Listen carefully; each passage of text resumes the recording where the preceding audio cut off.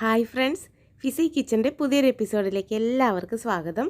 ഇന്ന് ഞാൻ വന്നിട്ടുള്ളത് കല്യാണ വീടുകളിലൊക്കെ നമ്മൾ ബിരിയാണി കഴിക്കുമ്പോൾ നല്ല മണവും രുചിയുമാണല്ലേ.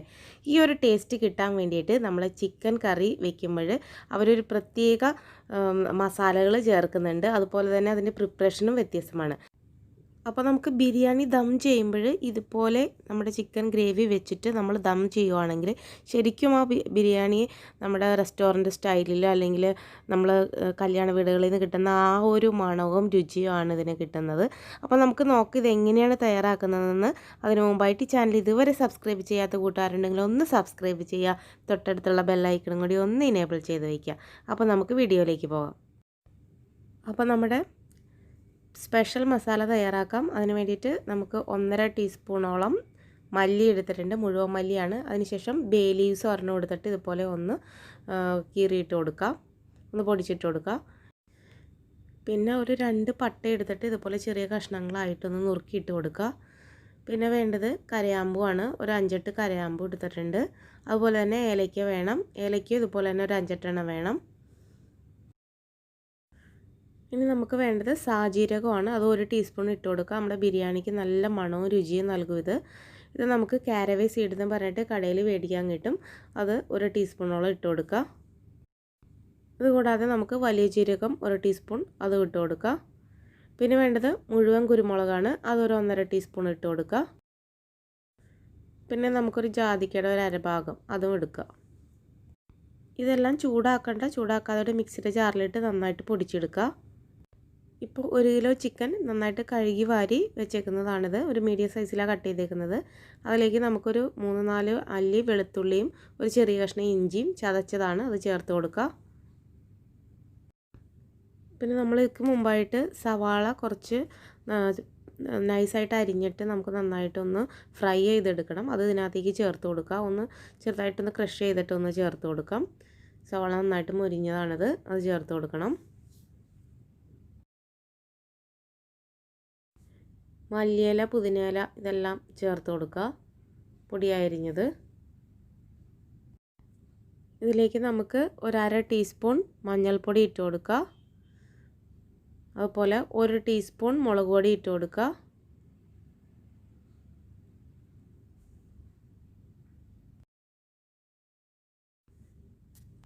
അര ടീസ്പൂൺ കുരുമുളക് പൊടി ഇട്ട് കൊടുക്കുക.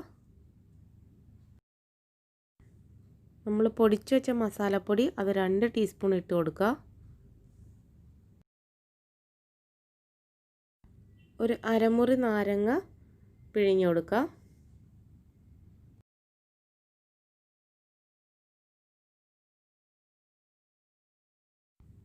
ഇനി പുളിയില്ലാത്ത നല്ല കട്ട തൈര് 2 ടേബിൾ സ്പൂണോളം ചേർത്ത് കൊടുക്കുക. പുളിയുള്ള തൈരാണെങ്കിൽ നിങ്ങൾ 1 ടീസ്പൂണോ അല്ലെങ്കിൽ 1 ടേബിൾ സ്പൂണോ ചേർത്ത് കൊടുത്താൽ മതി. ഇനി ആവശ്യത്തിനുള്ള ഉപ്പിട്ട് കൊടുക്കുക. നമുക്ക് നന്നായിട്ടൊന്ന് കൈകൊണ്ട് മിക്സ് ചെയ്തെടുക്കണം.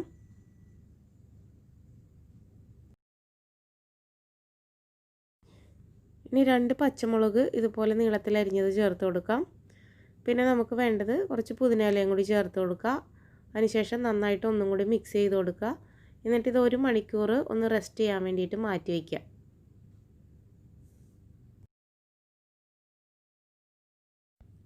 ഇപ്പോൾ 1 മണിക്കൂർ കഴിഞ്ഞിട്ടുണ്ട്. നമുക്ക് പാത്രം അടുപ്പത്ത് വെച്ച് കൊടുക്കുക. അതിലേക്ക് സവാള ഫ്രൈ ചെയ്ത എണ്ണ ഒഴിച്ചു കൊടുക്കാം. ഞാൻ ഓയിലാണ്, സൺഫ്ലവർ ഓയിലാണ് ഒഴിച്ചു കൊടുക്കുന്നത്.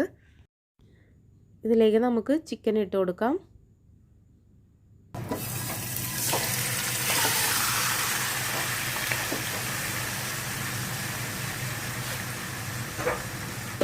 ചിക്കൻ മാരിനേറ്റ് ചെയ്യാൻ വെച്ച പാത്രത്തിൽ കുറച്ച് വെള്ളം ഒഴിച്ചിട്ട് നമുക്കത് ഇതിനകത്തേക്ക് ചേർത്ത് കൊടുക്കാം. എന്നിട്ട് നന്നായിട്ടൊന്ന് ഇളക്കി കൊടുക്കുക.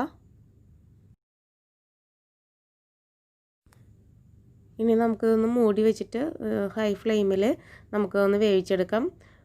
ചെറുതായിട്ടൊന്ന് ചാറ് കുറുകി വരുമ്പോൾ മീഡിയം ഫ്ലെയിമിലേക്ക് ആക്കുക. ഇപ്പോൾ നമ്മുടെ ചിക്കനൊക്കെ നന്നായിട്ട് തിളച്ച് വന്നിട്ടുണ്ട്. ഈ സമയത്ത് നമുക്ക് മീഡിയം ഫ്ലെയിമിലേക്ക് ഇട്ട് കൊടുക്കുക. ഇനി നമുക്ക് നന്നായിട്ട് ഇതൊന്ന് വേവിച്ചെടുക്കണം. നന്നായിട്ട് ഗ്രേവി നന്നായിട്ട് കുറുകി വരുന്നത് വരെ നമുക്കൊന്ന് വേവിച്ചെടുക്കാം. ഒന്നും കൂടി നമുക്ക് മൂടി വെച്ച് കൊടുക്കാം. ഉപ്പൊക്കെ കറക്റ്റാണോ എന്ന് നോക്കുക. അല്ലെങ്കിൽ കുറച്ചും കൂടി നമുക്ക് ഉപ്പ് ഈ സമയത്ത് ഇട്ട് കൊടുക്കാം. നമുക്ക് മൂടി വെച്ച് നമ്മുടെ ചിക്കനൊക്കെ ഒന്ന് വേവിച്ചെടുക്കാം നന്നായിട്ട്. ഇപ്പോൾ ചിക്കനൊക്കെ നല്ല തിക്ക് ഗ്രേവി ആയിട്ട് വന്ന് ഒടുങ്ങിയിട്ടുണ്ട്. ഇനി നമുക്ക് തുറന്ന് വെച്ചിട്ട് ഒരു 5 മിനിറ്റും കൂടി നമുക്കൊന്ന് ഈ ഗ്രേവി തിക്കാക്കി എടുക്കണം. എന്നാൽ മാത്രമേ നമ്മൾ ദം ചെയ്യുമ്പോൾ നല്ല കറക്റ്റ് പാകത്തിലായിട്ട് ഇത് ദമ്മായിട്ട് വരുള്ളൂ. അല്ലെങ്കിൽ ചാറ് കൂടി പോകാൻ പാടില്ല, ഗ്രേവി കൂടി പോകാൻ പാടില്ല. നല്ലൊരു തിക്ക് ഗ്രേവി ആയിട്ട് എടുക്കണം. ഇപ്പോൾ ഇതിപ്പോൾ അത്യാവശ്യം തിക്കായി വന്നിട്ടുണ്ട്. ഈ ഒരു പാകമായി കഴിഞ്ഞ് കഴിഞ്ഞാൽ നമുക്ക് ഫ്ലെയിം ഓഫ് ചെയ്യാം.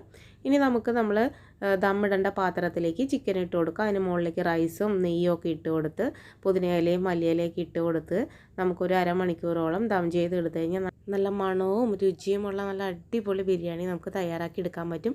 അപ്പോൾ നിങ്ങൾ ഇതുപോലെ ഒന്ന് ട്രൈ ചെയ്ത് നോക്കുക. ഇഷ്ടമായെങ്കിൽ ലൈക്ക് ചെയ്യാനും ഷെയർ ചെയ്യാനും സബ്സ്ക്രൈബ് ചെയ്യാനും മറക്കരുത്.